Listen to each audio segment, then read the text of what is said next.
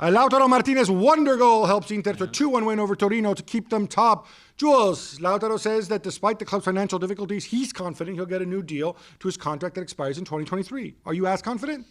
I would like to be, because I think him and Lukaku are making such an amazing partnership. But the thing is, the club needs money. And who are their most valuable asset? One of them is certainly Lautaro.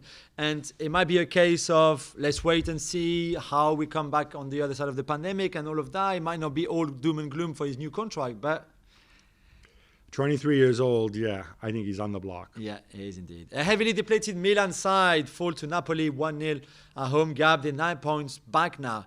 With 11 games to go, 9 points behind Inter. Is this over for the title? It's going to need a major screw up. Look, Milan played on Thursday night away from home in the Europa League. They come back, everybody's out. I don't think Milan played badly, but I think Napoli deserved to win. Theo Hernandez dispute for a penalty. I don't think simply because there's contact, it's a penalty. I don't think it is. So, I agree with you. I don't think that really moves the needle. Pep Guardiola continues to play his stars on heavy rotation as they win 3-0 at Fulham. Jules are chasing quadruple. This is quite a luxury. It's a luxury that Guardiola has earned. Yeah, but it's incredible when you look at the bench on Saturday night with Gundogan and De Bruyne and Mahrez and Sterling and Foden and all of that, and you're like, wow, okay. It's a different ball game. It's such a different team. It's going to make such a difference to them during the stretch run. Incredible. And tired. That quadruple, is very much on course because of that depth of squad that they have. Incredible. Yeah, but City don't like it when we mention the quadruple. So let's not mention it. Keep it quiet. Sergio Aguero converted a penalty in that game against Fulham. Incredibly, this was his first Premier League goal in 14 months, Gab. He's out of contract in the summer, as we know, and Catalan media say that he's already agreed to join Barcelona as a free transfer. Do you think it's a good idea? I think it's all about his fitness. I don't think his form has declined. I went back in the first half of last season, 2019-20 season. He was averaging nearly a goal a game. It's something like 21 goals in 23 games, which is pretty remarkable. If he's fit, if there's no congenital issue, he turns 33 on June 2nd, but you know what? He can still get the job done. So in that sense, on the other hand, it's got to be the right contract. Barcelona cannot afford to tie themselves in some negative. And Laporta says it's not to the detriment of a top striker like Erling Haaland. He will come a bit like the Henrik Larsson. I wish you wouldn't say this nonsense because he's not going to sign Haaland. I know, but I'm just saying it doesn't have to come and be your number one and play 50 games a season. That's what I'm saying. Yeah, but then don't pay him like that. Yeah. Cristiano Ronaldo answers his critics by scoring a perfect hat-trick left foot, right foot header in Juventus' 3-1 win over Cagliari. Jules, this was a game in which he could have been sent off too. Yeah, and he was listening. We saw his goal celebration after all the critics from the Porto game, but it's an orange. He got a yellow card for a high foot on the Cagliari goalkeeper, which could easily have been a red, right? Yeah, he felt really bad. He was immediately apologizing. I think he realized straight away as a professional. The keeper just got up straight away. I think if the keeper rolls over and sort of pretend a bit that he's in shock or in pain, I think it could be a red. Alessio Caragno, one of the good guys. Yeah, one of the guys indeed. Also plenty of speculation around Cristiano, although both him and Flavio Paratici saying that he's going to stay and he will be at Juventus next season. In Madrid, the papers are talking about come back, but are we sticking to the scenario that he will come back, but to another of his previous club? My scenario is I love your scenario. No, my scenario is he stays. I think that's the most likely situation. I think it would be mad for Juve to put him on the block. He's making the young players around him better, just leading by example. Equally, I don't think Juve are in a rush to offer him a new contract. I think they need to see how things shake out. Now, if he does move, and this applies for now or in the summer, it's going to be because A, he wants to move, and B, I genuinely think, unless we've learned nothing from the financial crisis and the pandemic, there's only one evident choice where he can maintain the same level of wages and whatever, and that is Manchester United. Do United want him? Does your pal John Murtough want him? I have no idea. First signing, Cristiano Ronaldo back. And there's a number 7 shirt waiting for him. Yeah. Speaking of Real Madrid, your boy Karim Benzema gets it done in injury time as they beat Elche 2-1. But Jules, this is hard work again. Again, that was hard. I mean, they drew with Elche before, earlier in the season, around Christmas. And did it come from behind? And they had to come from behind. They went one goal down, a goal on set pieces that they conceded. And they just didn't play well. Sergio Ramos was back, played an hour, which was the plan. Then Eden Hazard. Back 3, no less. Yeah, and Eden Hazard came on as well for the last 15 minutes. But the saviour was Benzema again, how incredible. Where would they be without him? I mean, and I think what you also realize is without Modric and Kroos, who were rested ahead of Atalanta, it's just a different side. Yeah, completely. Bayern beat up Werder Bremen 3-1. Robert Lewandowski scored 1, which makes he's on 32 for the season now. But somehow he's the woodwork 4 times. Gab, we don't often see this. I don't think I've ever seen a player Incredible. hit the woodwork 4 times in a single match. Second half even, I think. It was only in the second half, wasn't it? I'm just flabbergasted by what I saw. But this is a fun and easy win. Thomas Muller was excellent again. Jerome Boateng actually put in a shift at the back next to your boy Lucas Hernandez. Yes. Lewandowski's crazy numbers. He's passed Klaus Fischer, the king of the overhead kick. Yeah. He's got 269 goals. Only Gerd Muller ahead of him.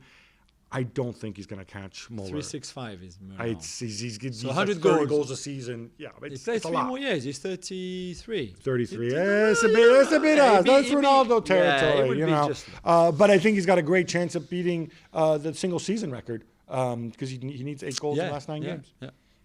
Paris Saint-Germain somehow lose at home to Nantes thanks to a Kylian Mbappe mistake. Bad pass. And some horrendous defending from people who should know better. Jules, they're 3 points back now, but this whole thing was kind of overshadowed by what happened to Angel Di Maria's family. Completely, Gab. I've never seen anything like this before. We're in the second half, and at some point, Leonardo, the PSG sporting director, who's in the director's box at the Parc des Princes, sort of comes down to look down at where the bench is, and Pochettino calls Pochettino, who walks over to him. So you've got like a Romeo and Julieta sort of balcony conversation. And we don't know what's happening, and we think, what is he telling him what to do tactically, who to come? And turned out that he was just informing Pochettino that there's been a burglary at Di Maria's house while his wife and children were there, and that Di Maria had to come off basically to rush home to be with his family who were completely under shock. So Pochettino took Di Maria off, who you could see on his face had no idea what was going on, and who left crying the Parc des Princes to rush home to his house in his flat in Neuilly, which is nearby the Parc des Princes. Crazy things. At the same time, Marquinhos' dad, who lives in a house in Paris with Marquinhos' sister, was also burglared, also held hostages, which is just an incredible evening for Paris with the defeat and with those incidents happening to their players. Everybody's okay now. Everybody's okay. I mean, shocked. Because there were reports of a hostage situation. There were. Yeah, it's not really clear exactly how violent it was, what exactly happened, but certainly a lot of people shaken up. Scary stuff. Scary. Leeds United and Chelsea draw 0-0, and Christian Pulisic played wing-back for his first start under Thomas Tuchel. Gab, 10 league games into the Tuchel era, they're still unbeaten. They concede far less goals, but they also score less. Yeah, only one opponent has scored against them, Takumi Minamino.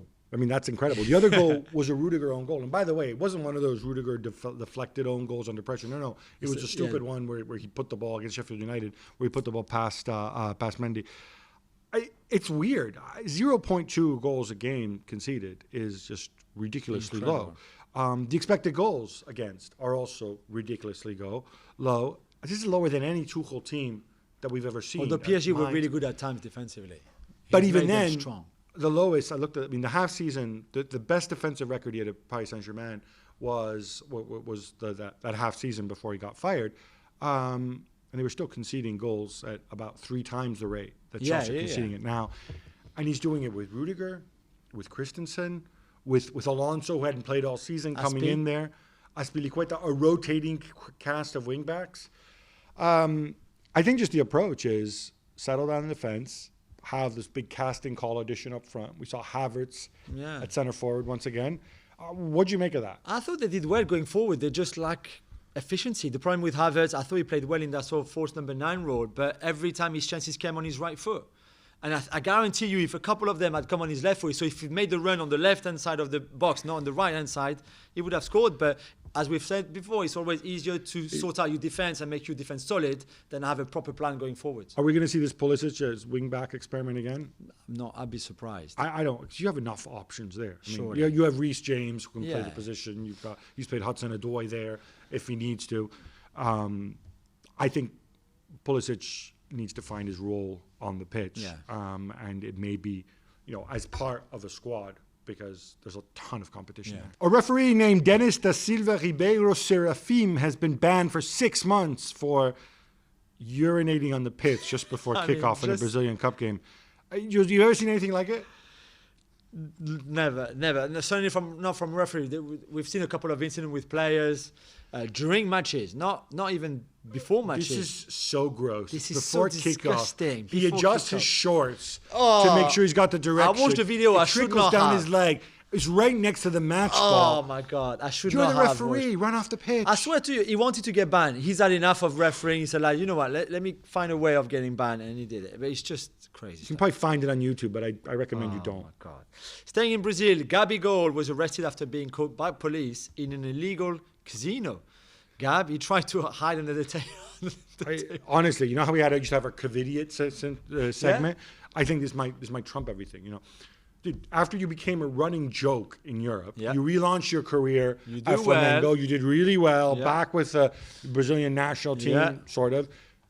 And then you go to an illegal casino with 200 other people. And when you come in, you decide to hide under a table, thinking, what, they're not going to find you? They won't recognize you? Who's this dude? Nah, listen. Come on, man. Come on. It's God. Well, thank you very much for watching ESPN on YouTube. For more sports highlights and analysis, be sure to download the ESPN app. And for live streaming, premium content, and let's not forget as well, ESPN FC 7 days a week. Subscribe to ESPN Plus.